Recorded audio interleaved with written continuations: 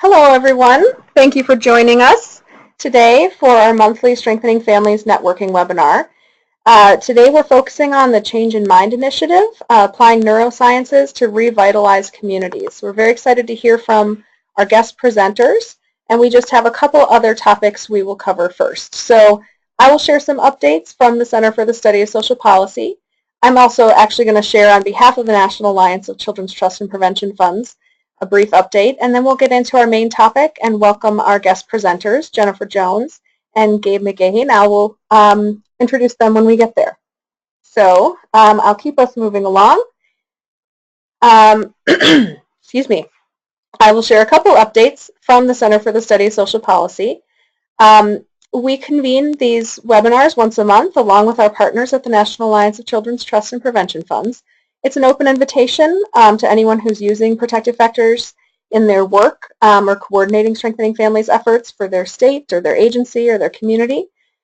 Each month we have a topic somehow related to strengthening families. Sometimes it's directly about how people are implementing strengthening families. Other times, like today, it's about other work going on in the field and how some people are connecting it with strengthening families. So we like to use this opportunity to inform people about important developments in the field and how it might connect to work they're already doing. The Alliance always posts recordings and materials from these webinars at the website you see there. We also always send it out anytime you register for the webinar. You will get an email afterwards with the recording. And then in the webinar, in the newsletters that we send out each month, the Strengthening Families e-update, you will see the link to where you can find all the recordings and the invitation to the next month's webinar. So get on that email newsletter list if you're not already on it, and join us whenever the topic is of interest to you. So we do this the second Thursday of each month, and next month on April 12th, we will be hearing from Be Strong Families about a new cafe model they are about to release called Journey to Vitality. So really looking at how to use a cafe model to help parents and other adults develop their vitality in several different domains, including their parenting.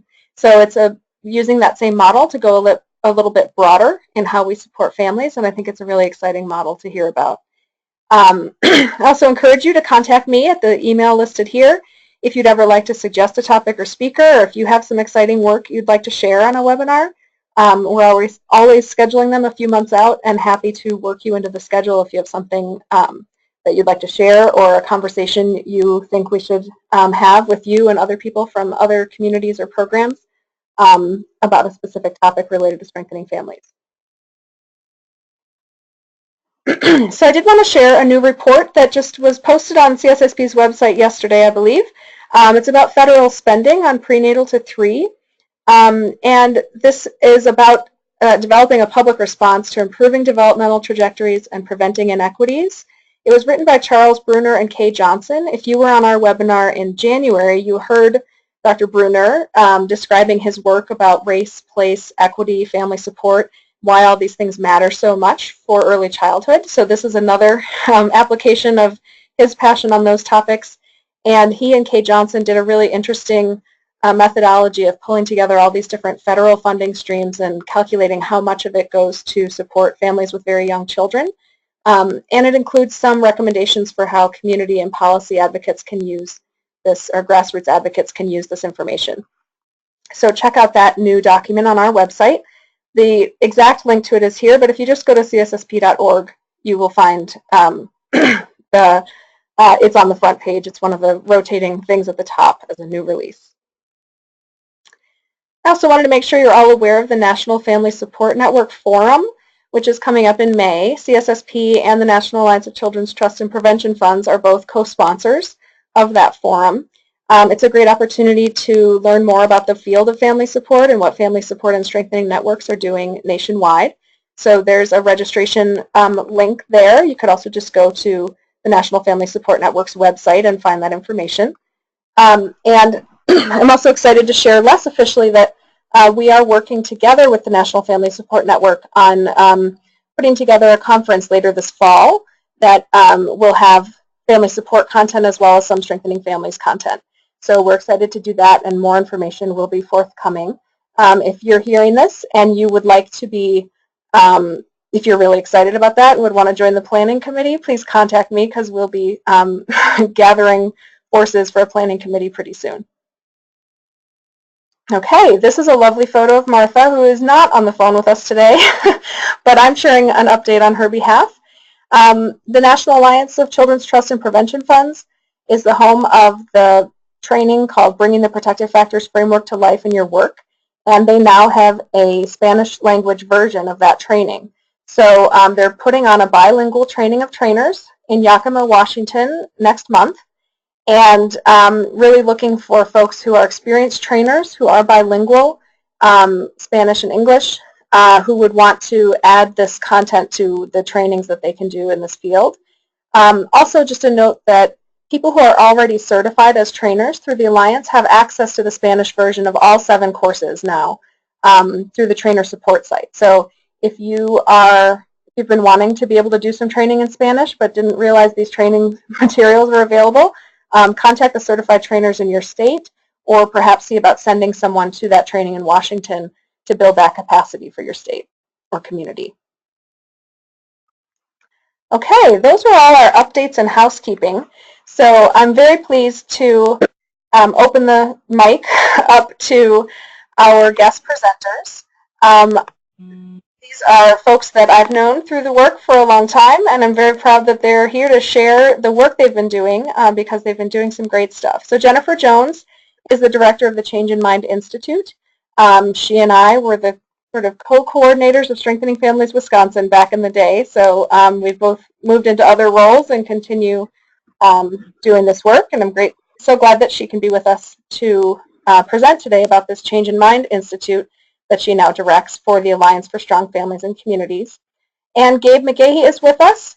He's the Director of Child Wellbeing for Children's Hospital of Wisconsin and the co-director of the Institute for Child and Family Wellbeing. And as you'll hear, they have been really strong partners in implementing a protective factors approach in their work around child wellbeing and child welfare, and now are also partners in this Change in Mind work and can talk about how those intersect. So without further ado, I'll hand it over to Jennifer. Great. Thanks so much, Kaylin. Certainly thank you for that kind introduction and for inviting us to share with you today our work as part of the Change in Mind initiative. It's certainly great to be back with the Strengthening Families Network, and I'm sure I've met many of you that are on the call today over the years. So as Kaylin mentioned, I'm currently serving as the director of the Change in Mind Institute at the Alliance for Strong Families and Communities. Sorry, Kaylin, I'm trying to advance the slides. We'll give it one more second to see if it works. Okay. Whoops, I think we both did it. There we go. Oh, wait, there we go. Okay, thank you. Sorry about that glitch. So the Alliance for Strong Families and Communities works to translate knowledge into best practices to improve our communities and realize what our vision is of a healthy and equitable society. So we're focused on 5 impact areas: equity, population health and well-being, educational success, economic opportunity, and safety and security. So we operate as a strategic action network comprised of premier social service organizations that work collectively to positively affect systemic change across America. We have our national headquarters in Washington, D.C., and then we have a national operations center in Milwaukee, Wisconsin. So through and with the collective power of our members of our Strategic Action Network, we really work to aggregate insights, expertise, and experience across the network. We incubate new research, practices, and policies, like the work that we're doing as part of the Change in Mind initiative, to actually generate new solutions and strategies. And then we really work to accelerate change by engaging together in strategic action and leveraging our unique assets and skills to advance changes in policy and certainly across field sectors and systems.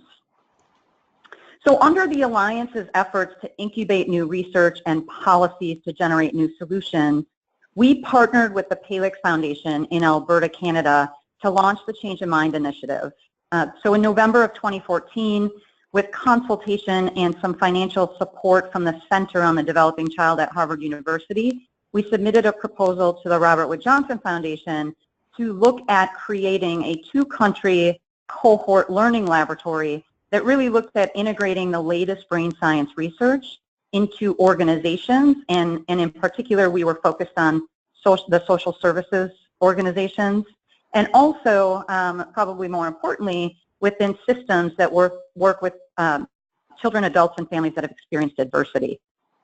We held a competitive application process, and an independent selection committee selected the 15 sites that make up the Change in Mind cohort. There are 10 in the U.S., and there are 5 in Alberta, Canada. Additionally, we contracted with Brainworks Institute to provide consultation to the initiative as well as to the individual sites on framing and strategic communications. And then we contracted with Community Science to do a developmental evaluation of our efforts. So here are the 10 sites in the U.S. and as Kaylin mentioned, we have Gabe with us, who is with Children's Hospital of Wisconsin in Milwaukee. And then here are the 5 Alberta sites. And here I just wanted to point out that the sites are diverse. They range in organizational size and population and reach.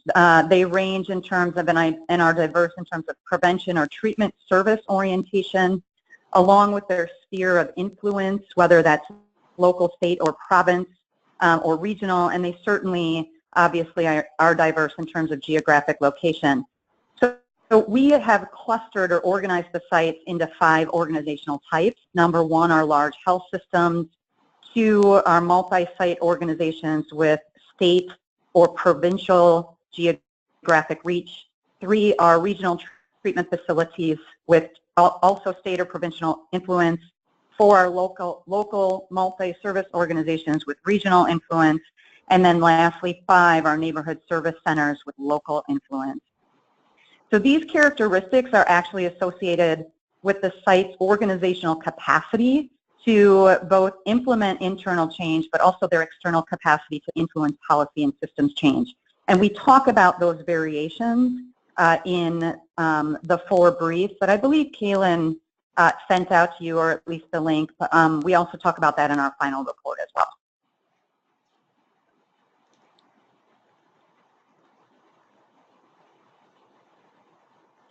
So we use the groundbreaking research that's coming out of the Center on the Developing Child as the foundation of our brain science knowledge for the Change in Mind work. Obviously, you all are probably incredibly familiar with these, so I'm not going to go into any detail, but these are the core concepts that they have identified as essential in ensuring healthy brain development and protecting kids from the effects of toxic stress.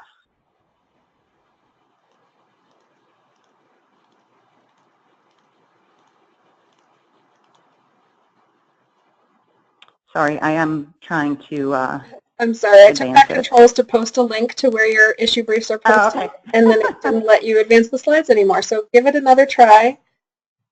Okay.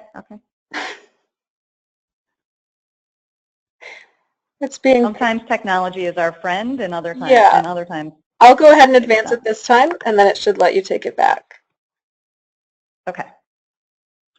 So we created a theory of change at the initiative level. Each one of the sites also created a theory of change at the site level.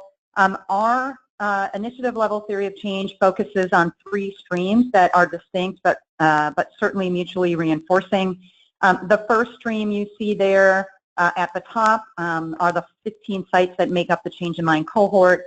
The second stream is the Alliance, our extensive strategic action network, and then the Palix Foundation and their partners in the province of Alberta.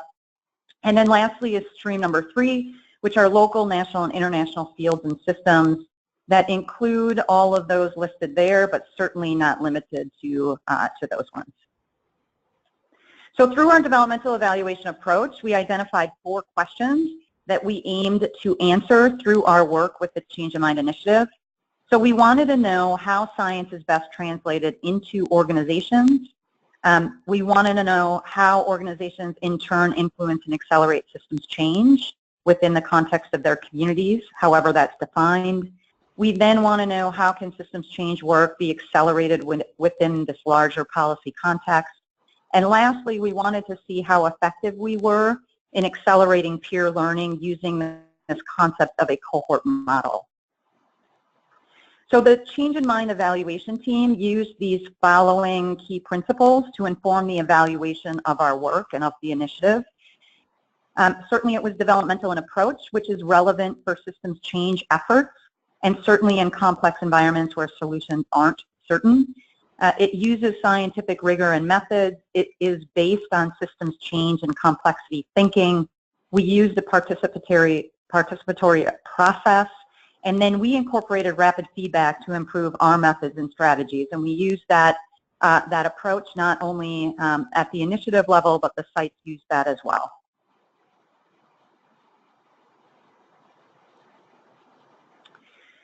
So the evaluation team identified 6 lessons from our efforts at the Change in Mind, both within the site context, but also at the initiative level. And so these lessons, along with the evaluation findings and site-specific examples, are reflected in the 4 briefs that Kaylin just shared the link to.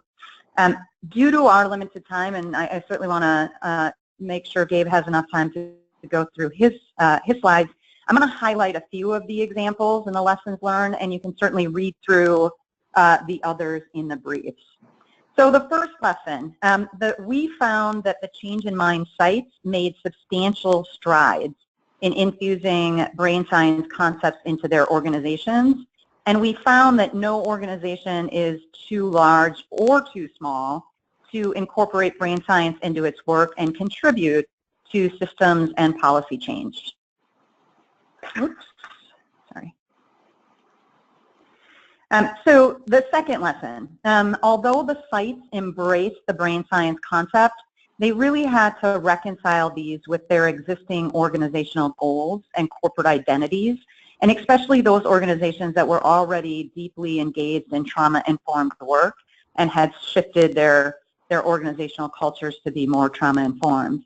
But what we found is that rather than treating their Change in Mind activities and strategies as standalone events, most of the sites, a majority of the sites, made Change in Mind a game changer across their organizations. So lesson 3, the sites saw their work as both a technical challenge to actually implement evidence-based programs and practices and science-aligned interventions, as well as an adaptive challenge to develop and test new and innovative ways to actually incorporate brain science core concepts into their organizations.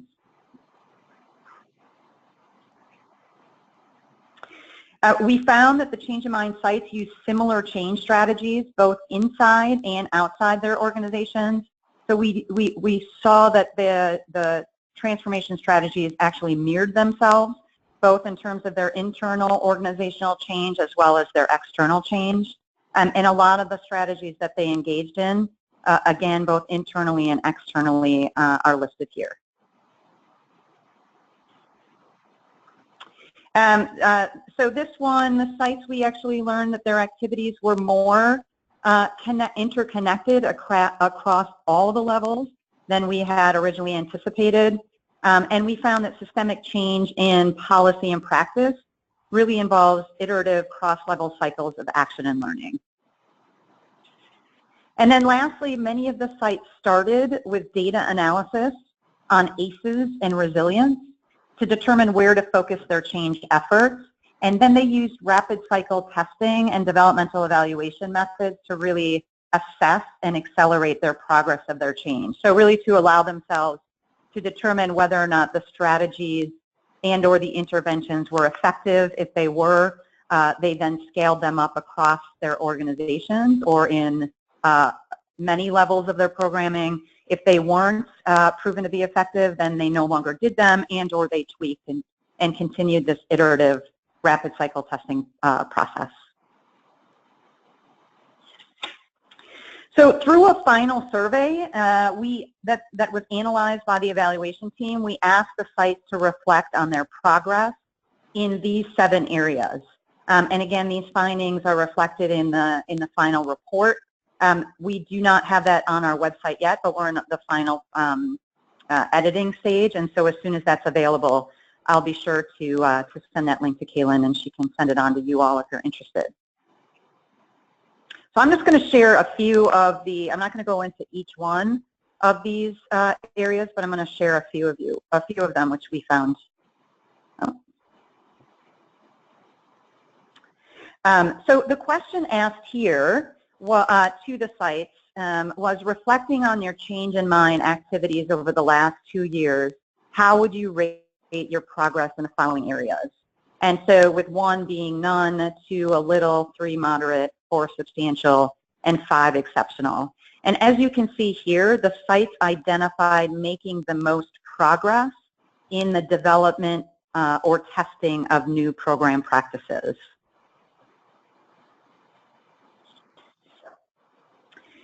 And then the question asked here, reflecting on your change in mind activities over the last 2 years, how would you rate your progress in changing your organizational culture? And as you can see here, the sites reported the most progress in communication. And I think that is largely attributed to the work that we engaged in, the deep work that we engaged in with Frameworks Institute. And then the question asked here, reflecting on your change in mind activities over the last 2 years, how would you rate your progress concerning community systems change? And these include actions involving building community systems capacity through those activities identified here on the slide. And as you can see here, the sites reported the most progress in the dissemination of brain science knowledge. A lot of the organizations and the sites are now the go-to organizations in terms of education and training around brain science research, and then obviously collaborating with their partners.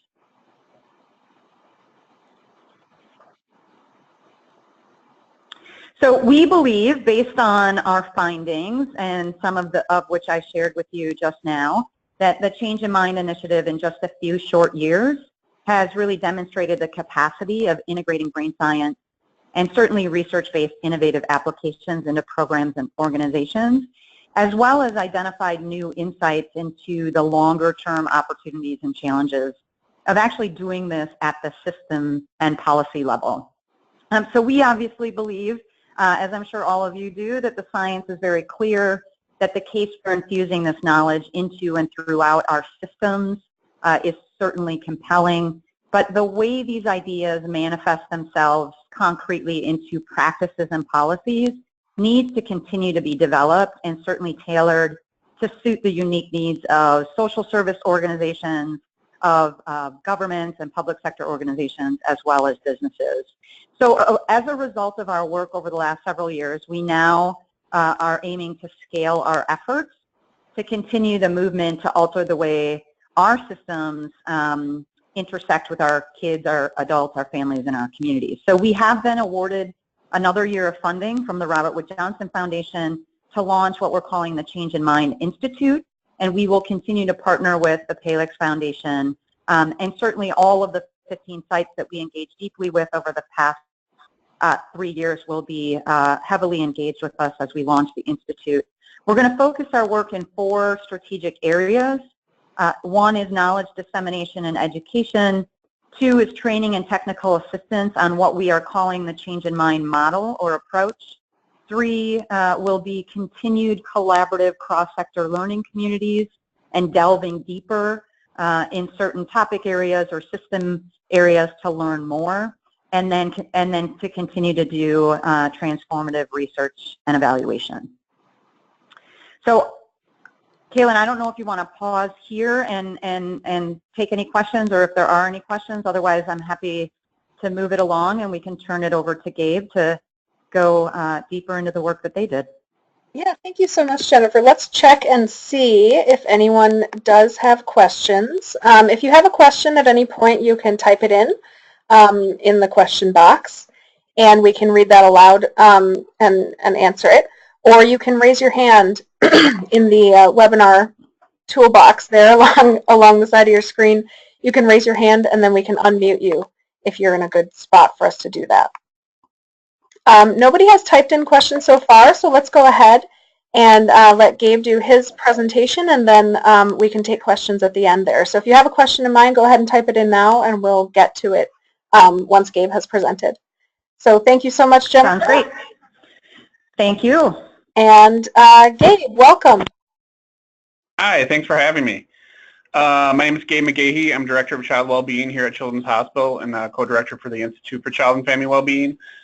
Just a little bit of background. Children's Hospital is based here in Milwaukee, but actually has a statewide presence in providing family preservation, counseling programs, and child welfare programs, including ongoing case management here in Milwaukee around the state. So we do, while we're a fairly unique children's hospital in that respect, where we do a lot of work, depending on what perspective you want to take, either social determinants of health or child and family servicing work out into the community.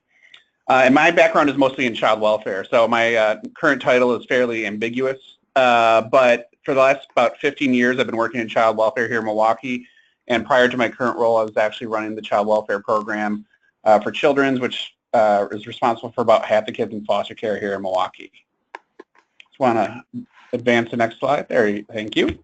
So our journey kind of with protective factors and brain science is kind of convergent and divergent, and comes back together here at the end. But about in 2009, ACYF released a memo around well-being, which is which linked together well-being, it really crystallized what well-being should mean in child welfare. Previously, well-being has been fairly ignored in policy as well as measurement in child welfare. In fact, even to this day, I think the CFSR standards haven't changed in terms of what should be measured for child well-being since that process started with ASFA in 1997. And so, but what that memo did really kind of linked, took, the starting point of trauma-informed care, but also layered in this brain science kind of component and said, hey, we should start looking at the well-being of children in the context of their functional outcomes, as well as the parent and child functional outcomes. And they also, in that memo, outlined a process that, while simplistic, is actually more complicated than it looks, of assessing child well-being, 3 components: assessing child well-being, providing evidence-based interventions, and monitoring functional outcomes instead of process outcomes for children and parents. So that really kind of, as simple as that looks, it actually becomes fairly challenging when you look at the current state of child welfare. And most of what's measured on 2 fronts. One, most of what's measured in child welfare is child-focused.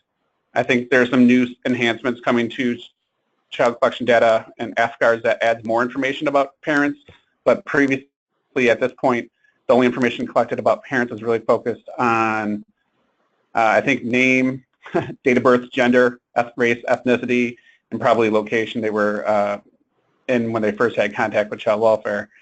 So that was definitely a deficit at the time when we were looking about how do we assess the functional needs of children if we don't really understand what's going on with their parents. And obviously there's always a challenge in having enough evidence-based interventions to meet the needs of children and families, and monitoring functional outcomes is a challenge. Most outcomes, and actually I would say all outcomes in child welfare, are fairly process-orientated. So whether or not they are reunified compared to, is the process outcome. It's, they are returned home, they enter or exit a system or come back into care, or how many times they move, all that's based on administrative data, not necessarily an assessment of child functioning. So in 2014, we after kind of, in 2014, shortly after I started running the child welfare program, we were kind of looking at what did we need to do as a program to kind of move towards embracing well-being, and we decided fairly uncreatively to start at the beginning.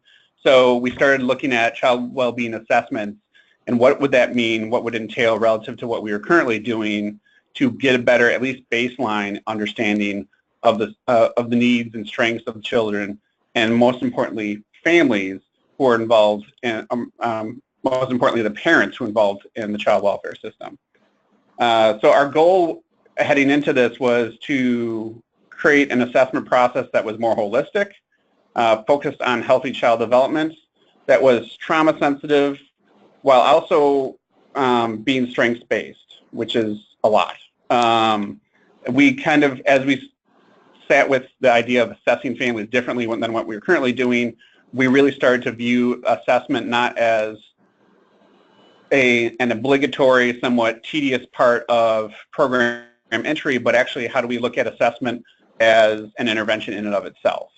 So we really kind of worked to have a motivational interviewing foundation to what we were going to do with the assessments. And we also wanted to make sure we collected information that supported engagement and wasn't just strictly deficit focused. If you could change the slide, please. Thank you. So this is a fairly busy slide, but this is a slide that the best crack we have so far at explaining our well-being assessment process. And what we kind of did, honestly, with a lot of what we did is like, what did we already have in terms of data collection and assessments? And most of that was with children. So when we looked at the well-being assessment process from the beginning, we knew most of what we were going to collect was going to be, most of the time spent was going to be with parents. With the children, we recognized that there were some things in terms of functional screenings that we wanted to do that were not being done previously. But in the end, what happened if on average, we'd probably spend about 4 hours with a family, and 3 hours of it would be with parents, and only about 1 hour with kids.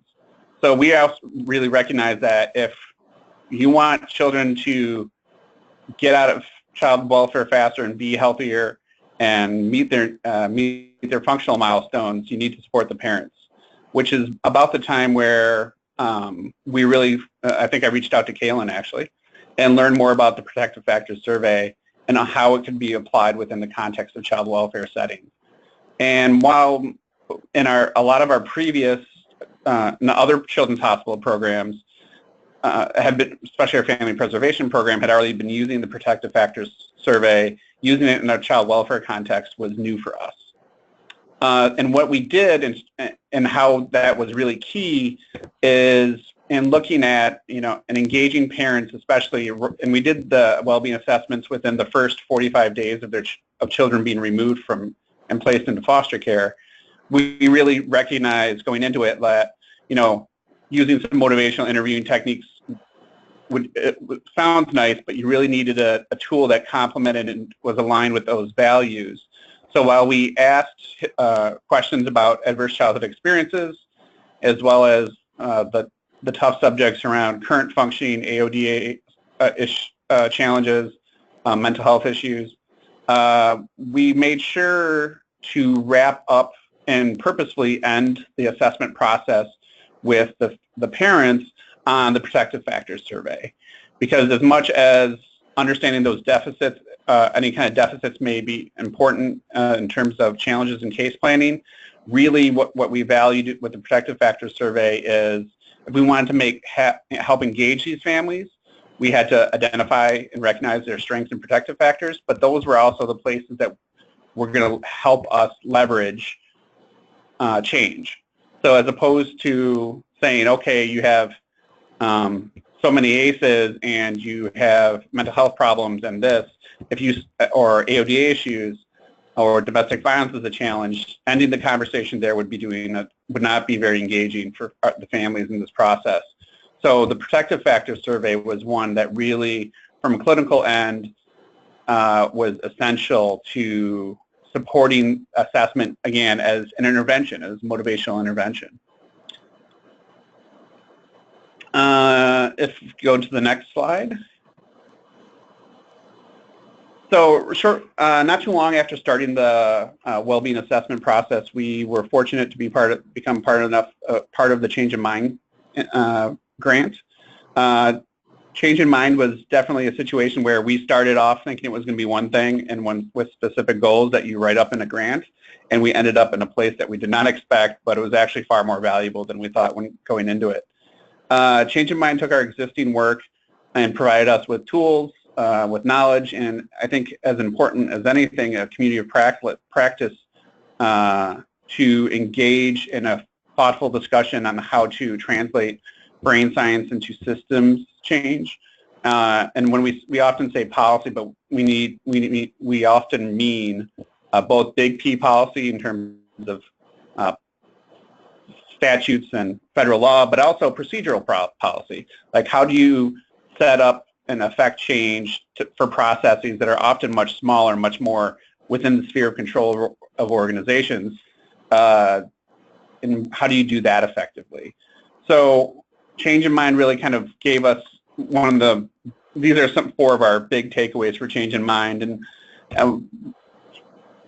the idea and concept around framing, which I think there's a lot of similarities with framing and actually protective factors, and saying, positively framing something is a lot more engaging in terms of facilitating change than coming in from a deficit. So the work what we took away from the Frameworks Institute was huge in terms of, and challenging at the same time, but giving us a different way to frame the challenges that our families face, the complex challenges that they face, and giving us tools that probably are a little bit different than our normal means of communication.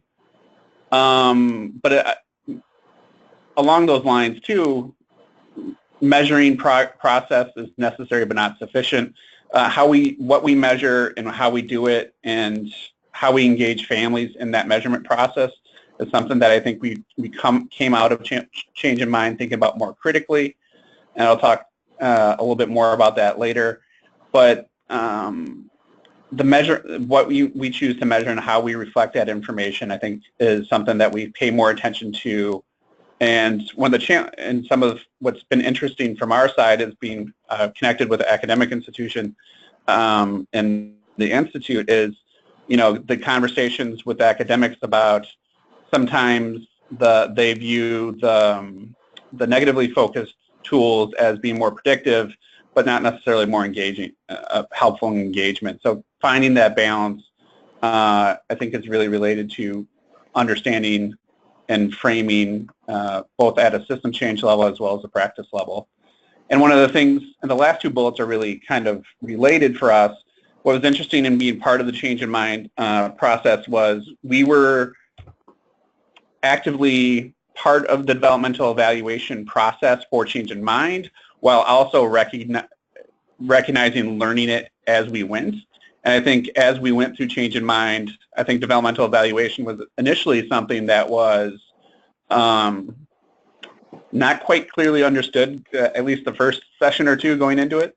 But as we kind of grew in terms of community of practice, we really began to see the value of developmental evaluation and the core concepts of of having an evaluator be a partner in the change process, of doing quick, rapid cycle evaluation to understand where you're going as you're going someplace. And I think we've actually not only appreciated that evaluation from a project perspective, but we've actually worked to understand and use some of those tools in some of our efforts, including the one that I'm going to talk about in a minute.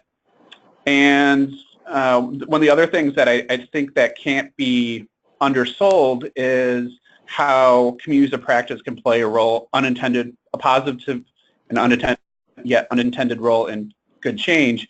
Is we learned things from other folks that were not on our radar, including design thinking and human-centered design, from quick conversation with peers. As they heard about the work that we were doing, they were like, hey, have you thought about this? And that kind of feedback in a trusting environment, I think, was critical for to support growth and understanding at multiple different levels.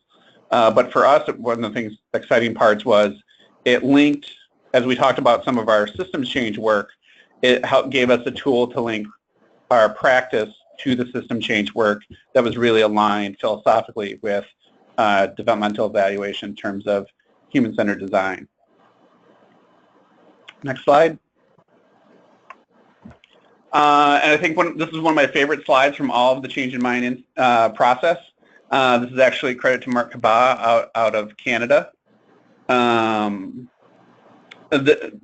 system change framework that I think is best crystallized with this slide is recognizing that there are multiple different drivers that you need to address to affect behaviors of people operating in systems to achieve the population level outcomes that you're trying to achieve. So if you frame your change initiatives by looking at these drivers, and you get a better sense of like where you may be strong. So for us, going at this point in our change in mind work, we felt we were really strong with ideas and knowledge. We had a lot of those. We were probably recognizing some limits to some of our authorities. We did have fortunate enough to have some resources, and then through change in mind, we definitely built relationships, communications, competencies, and got a better sense of through the community of practice on examples of policy and regulation changes that we could affect. So I think when we started looking at like, all right, how do these things come together and what changes do we want to make, it really kind of looking at these drivers in this framework really provided a roadmap for things for us to consider. And so at this point, we're really looking at the change. We've been involved at Change in Mind for a few convenings, a little bit of travel, and what we decided to do is kind of like take a look back at our well-being assessments and kind of really try to understand, like, all right, if we were trying to look at the families in our child welfare program and understand what's going on with them, and try and take, really prevent that trauma of being removed, what would we do differently? And one of the things that we were fortunate enough to collect going into the well-being assessment process was information about housing. So housing, we knew that, obviously families who enter child welfare probably have experienced some level of housing challenges, be it eviction, homelessness, crowding. We knew that was present to some extent, but what we didn't realize was that 81% of the families with children entering foster care reported some form of housing instability prior to the child being removed, including about 14% of the mothers reporting being homeless at the time that their kids were taken into care. And so that really kind of motivated us to look at and use some of what we learned about in Change in Mind to say, all right, if we have some of these new skills that the new insights that we're still learning at this point, how do we apply them to facilitate a system change that would help preserve families and keep them out of child welfare? Next slide, please. So this is where we came up with the HOMES initiative, and HOMES is definitely an acronym that you knew what you wanted to communicate before you decided what it was going to mean. But housing opportunities made to enhance stability. The goal with the HOMES initiative was actually a systems change goal. How do we support changing systems? And here in Milwaukee, our housing system is very separate from our child welfare system. Child welfare here is governed at a state level. Housing is governed mostly at a city level, and then somewhat at a county level, and with a disparate network of community resources filling in a lot of holes and providing a lot of crisis counseling. So using and being also recognizing I am a child welfare guy who works at a hospital talking about brain science, and going in to talk to these folks about housing, we didn't know where to start. So using some of that framework from that last slide, like how do we start building relationships here? How do we start sharing what we understand about brain science with those in the housing field? And how do we start connecting to resources and systems that are already in place and figuring out through improved communications and relationships where we might best fit, and how could we fit in within the context of what's already there without trying to change the whole thing at the same time? How can we enhance it at a reasonable pace? So one of the key things in terms of framing, taking some of what we learned from the Frameworks Institute, we want to really make housing a child health issue. And this was actually one of the things that the housing advocates we talked to were most interested in us doing, if nothing else.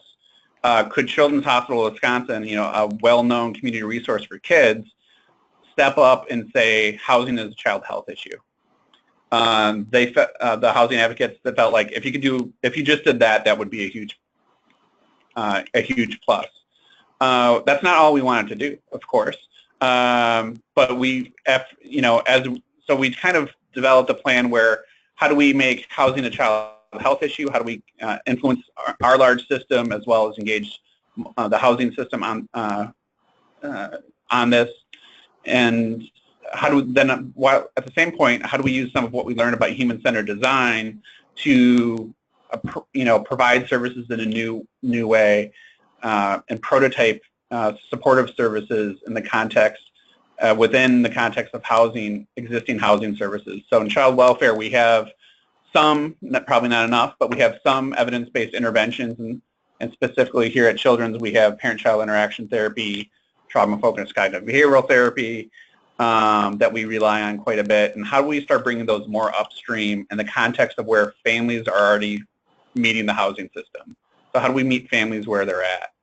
And so that's been one of the things that I'll talk about more in a minute, is how do we actually prototype and engage families and, from our perspective, give them what we think they need. We're also working on a supportive housing pilot. We're also medical legal partnerships, and the prototype that I mentioned, that I alluded to a second ago, is actually called Healing Starts. If you change the slide, please. So we started partnering with a local shelter here in Milwaukee and went to them and said, hey, we're trying to engage and provide services to families more upstream than what we currently do, which is in child welfare. Do you have programs that you think we could maybe engage these families? And so we identified a couple options, and one of them being one of the many local shelters here in town. And as we used the human-centered design process, we decided, all right, if we're going to go through this, the question was, if we look back on this process and it failed, what would be the biggest reason why it failed? And it clearly, the whole room agreed, which was made up mostly of my staff and the staff from the shelter, which was we didn't listen to the families. So instead of, so what we took the time to do was go in and do focus groups with the children, focus groups with the parents of the children at the shelter. And as we started talking in those focus groups about, we want to, here's what we do. We're about, addressing the impacts of trauma. Here's what adverse childhood experiences are. And we want to help support you in your parenting with these cool interventions. And we were all ready to, do PCIT as soon as possible. The parents wisely said, how do I deal with the impact of my own trauma? I've heard about, some of them had heard about trauma and trauma-informed care in the past, but they were like, how do I manage how I feel about hearing the things that I have to do with my kids and the overwhelming feelings? How do I do that so I can effectively deliver any parenting and be a better parent and be the parent I want to be? So we said, you're right, and decided to go in and prototype a psychoeducational Healing Starts is actually the name we gave it after suggestions from the families, where we actually did some sessions focused on education around ACEs, education around resilience as a skill, as well as, and in that context, we actually shared the ACE tool, and we didn't go through it with them to measure them, but we went through it as a talking point, and we really wanted to do, how do we help them see the strengths that they have and the networks that they have and the protective factors that are present within them, even as they're, in a very stressful situation and being in a shelter. And that's where we use the protective factors survey once again to come back and use it as a key talking point, as something that we can walk through with families and help and not only talk about the challenges that they're facing, but the strengths that are present, whether they feel like they, take a moment to reinforce that, as well as then wrapping in some tools around mindfulness. And so this is a prototype that's currently underway. We finished one round of it, and while we receive positive feedback, we're going to prototype the next round with some tweaks and some additional measures. But really, the Healing Starts is kind of a product of recognizing the strength and value of families and having them talk and going through protective factors, work with them, even if it's lightly in the context of the group work that we're doing in Healing Starts, as well as like how do we deliver, recognizing, coming from a point of assumption that parents have strong values, they love their kids, and those values can inform how they parent in a positive way. How do we then bring in information that they may find useful, and do they find it useful around ACEs, resilience, and mindfulness, and using protective factors as one of those tools in that discussion.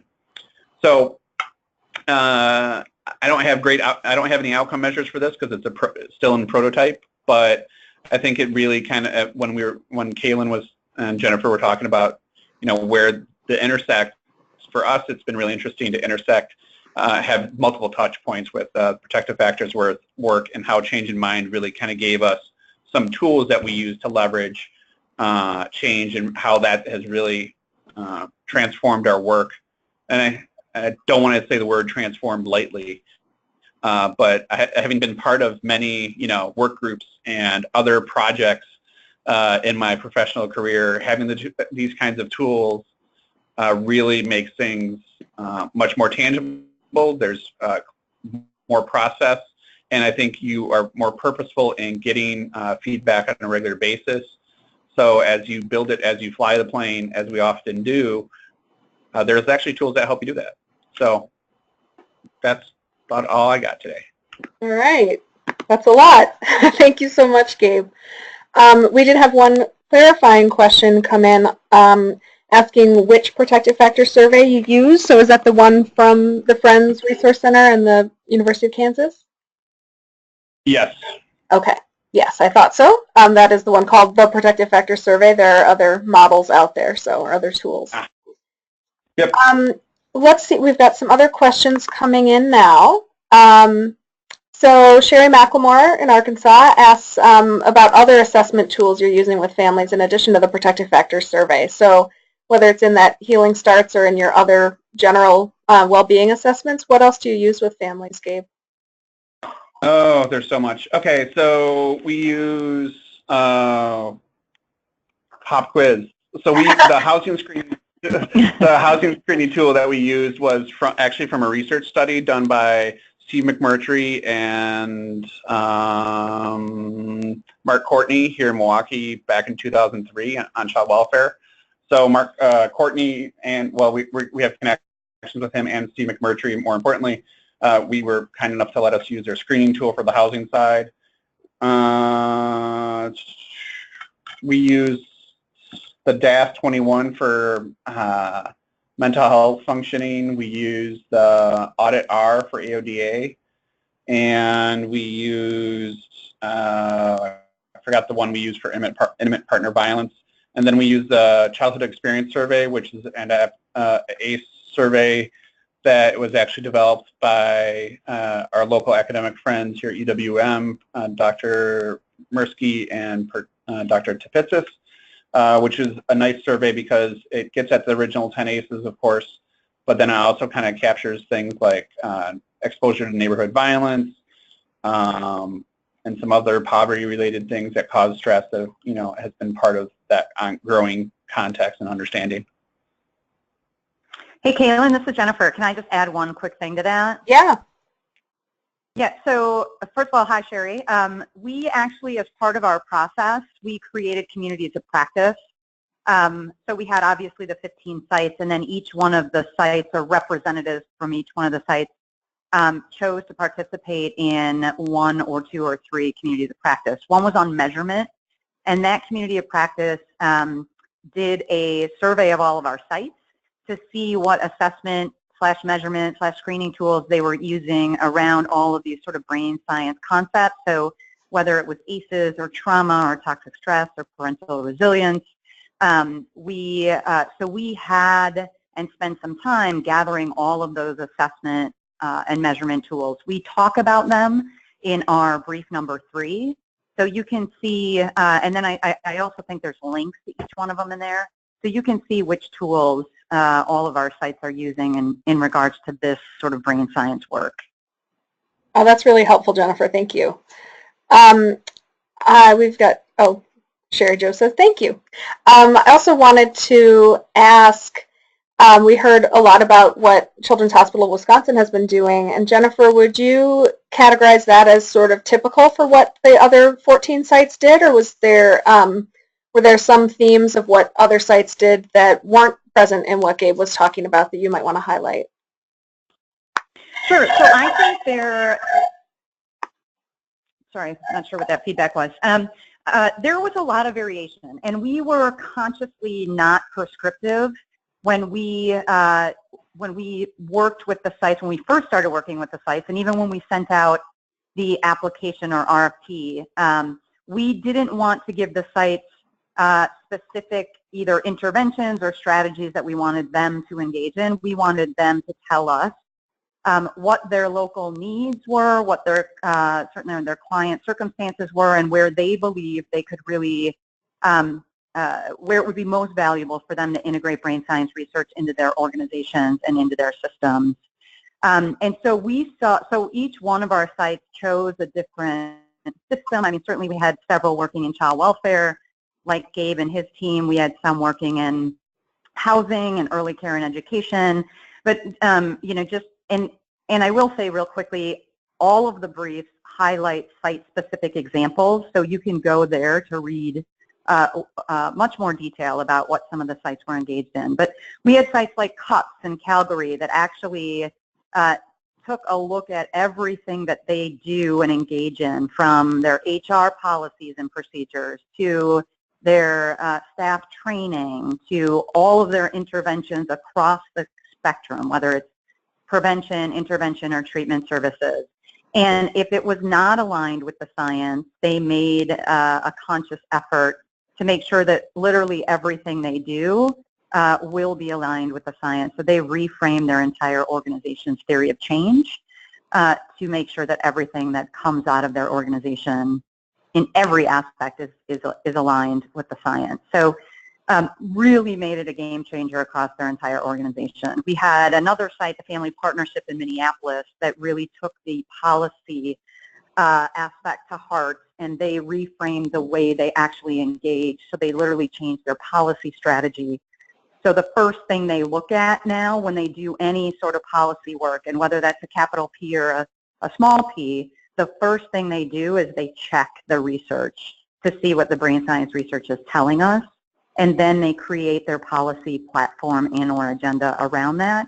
And they actually introduced what they called change in mind legislation in the legislative session this last year. So you'll see it certainly was a variety, a wide array of strategies that folks engaged in.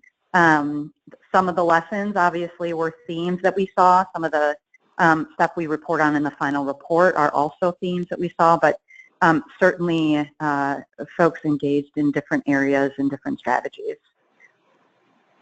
I would also say that the Children's Hospital approach is one of my favorites, and I'm not just saying that because Gabe is on the line, but it's really they really looked at and really embraced how they could change systems, and in particular the housing system as it interfaces and relates to the child welfare population. I don't think anybody, in fact I know no one else among our 15 sites are looking at or had looked at that system, and so I think they have a lot of knowledge to contribute to the field based on their experience in that system. Excellent. Well, thank you so much, and I think that uses up all our time. We did just have a question asking whether we can post the link to the final report. My understanding is we can We posted the link to the briefs, and the final report will be finished soon, and once that comes out, we'll put it in our newsletter and make sure everybody is aware that it's available. So thank you, Jennifer and Gabe, so much for presenting today and sharing this great work. Thanks for all the work that you've been doing. We really appreciate it and appreciate you taking the time to share with us. So thank you, and thanks everyone who participated. Thank you. Have a great rest of the day. Thanks. You Bye. too. Thanks.